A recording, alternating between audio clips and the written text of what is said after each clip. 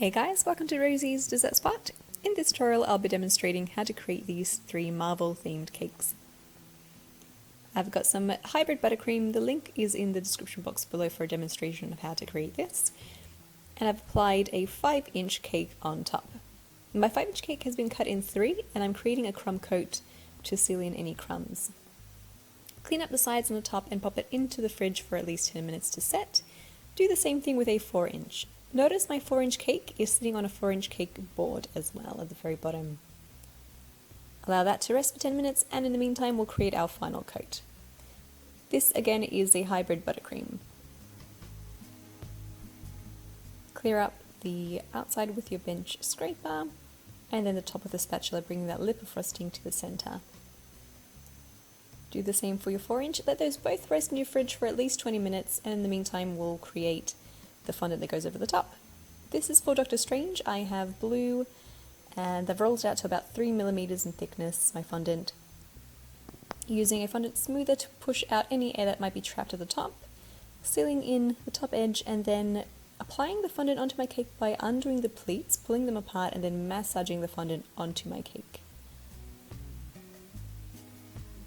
With the fondant smoother, just tapping it on the base to make sure that the very bottom has stuck to the cake as well.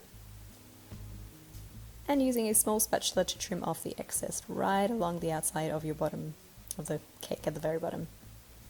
Knead that and pop it into some Glad wrap so it doesn't dry out and you can use it for another project. And then I'm using 2 fondant smoothers to smooth out the top edge and the outside of my cake. Pop that into the fridge to set and do the same thing for your 4-inch cake.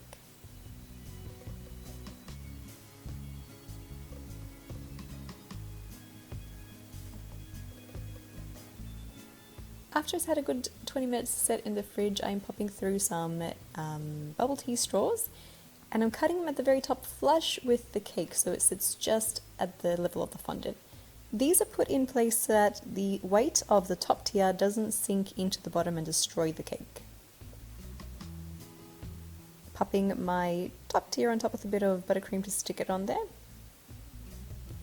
And then let that set in the fridge and in the meantime work on your other 2 cakes, which will be covered in white and covered in black. For my Captain America cake, I'm cutting out some ribbons with a ribbon cutter here. You could use a ruler and just cut along the ruler as well. Very easy to create these panels. This is my favorite tool. It's like a really cool ribbon cutter and it comes in all different widths as well.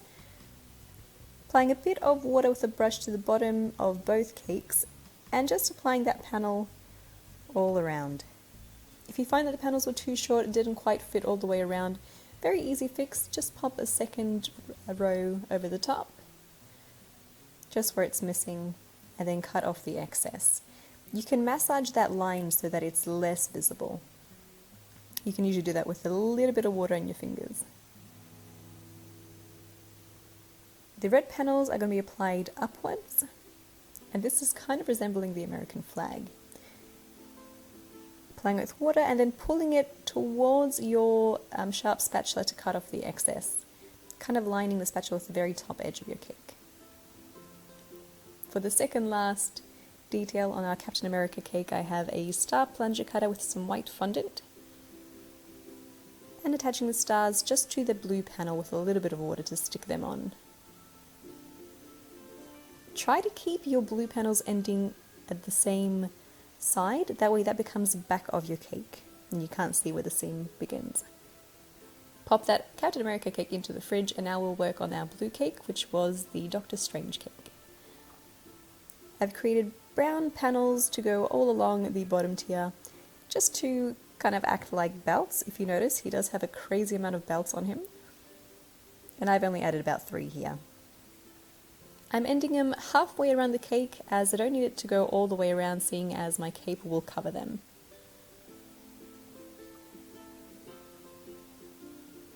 If you want, you can poke through little notches.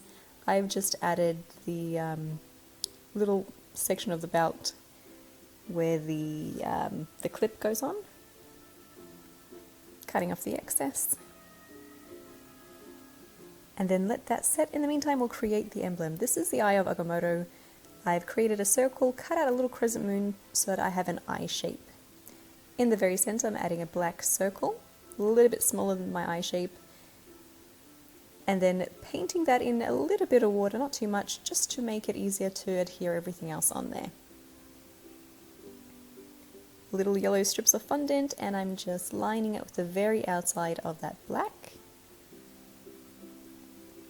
And to create the little emblem, still using the same strips and going in kind of like a semicircle sort of shape on one end, on the other end. And then the same general shape going across the opposite way. So it kind of looks like the Pisces symbol, but it's a little bit offset, not completely centered.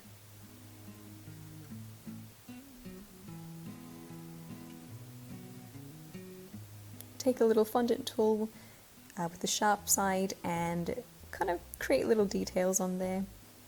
If you look at the eye of Agamotto, it does have a lot of engraved sections.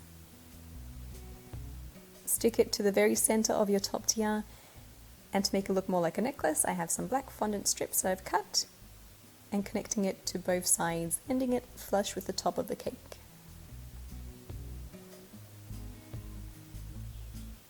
For the last detail of our Dr. Strange cake, I have some red fondant and creating a cape, so cutting across straight at the top and then diagonally on both sides. Drape it over the back of the cake and pull it as you need to, lift areas to make it look more frilly, like there's movement under the cape, like there's wind or something. And then another panel to go on the very top. Notice how where it ends is cut diagonally to look more like a collar. I've got some edible luster dust in gold and I've mixed it through with a little bit of alcohol to create a paint, and painting in the details on my belt.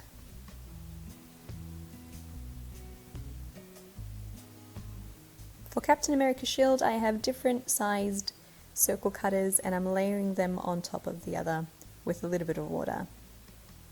Using the same star plunger cutter that we had before and creating a little star on the very middle of our shield.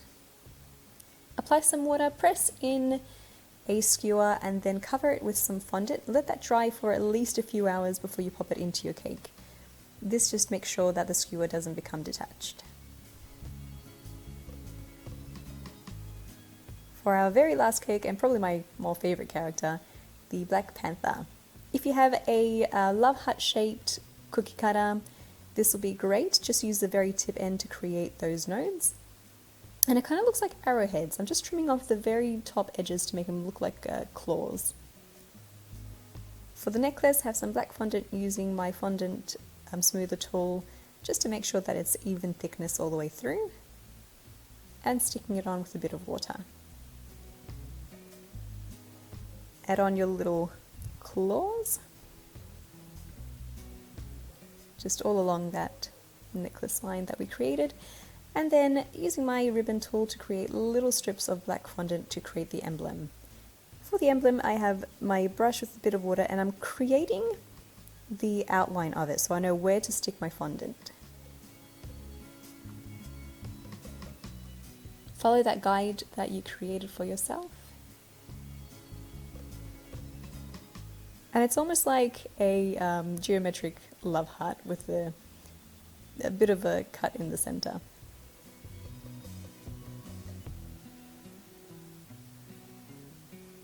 For added details, I've created 2 lines on either side. And then I've taken some edible luster dust in silver, mixed it with a little bit of vodka or alcohol. You could also use lemon juice or lemon extract, and painting in the claws and also his emblem for interest. If you do get any fallout and you end up touching the cake with your paint, very easy to fix. Just grab a clean brush with some water and wipe off any excess that falls onto the cake.